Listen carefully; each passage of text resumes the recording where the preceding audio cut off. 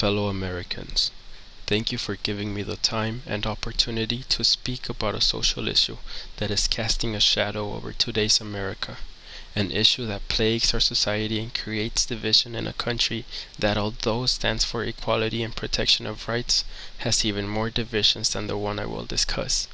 To solve all the troubles that keep being shoved in the back of America's mind, however, we, as a country, must learn how to walk before we learn how to run.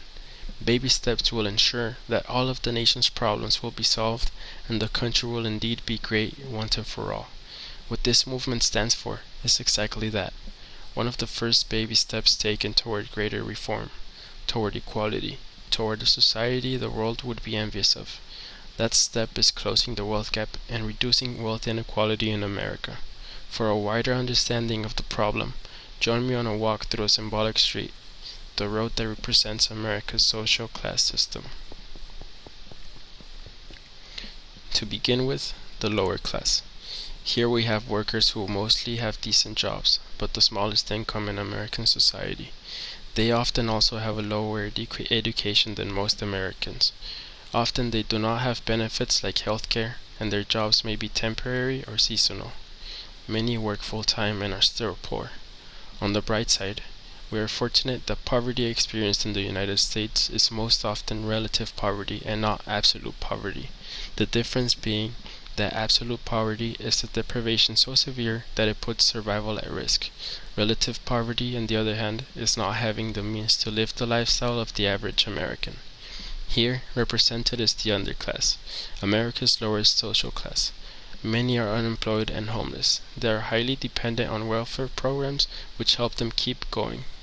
The real issue here is that as many in the lower class have no education, some are even illiterate. It is hard for them to land a job that will help them move up in social classes.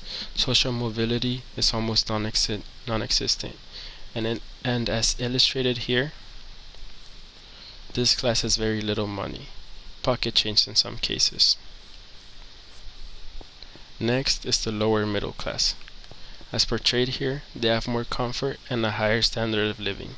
This class holds jobs supervised by the upper middle class. They also usually hold bachelor degrees from 4-year universities or associate degrees from 2-year colleges. These jobs earn them a higher paycheck than the lower class, and thus a greater chance for social mobility. As we can see, they have more money than the lower class.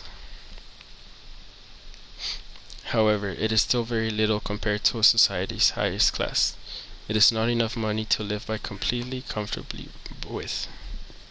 Moreover, we have the upper middle class, a social class that holds bachelor or postgraduate degrees.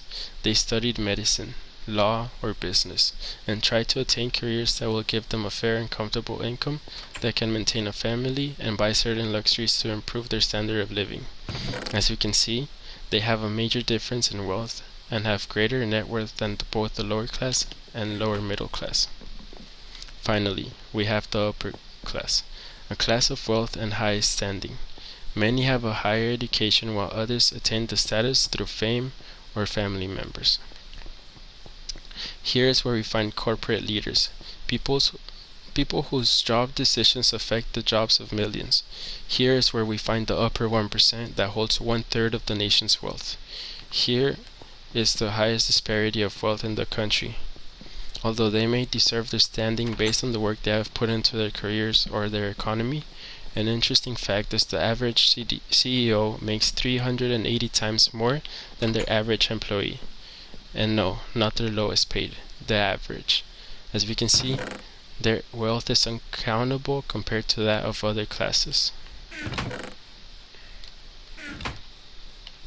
With that note, I leave you with a bitter yet hopeful plea that such inequity cedes from existence.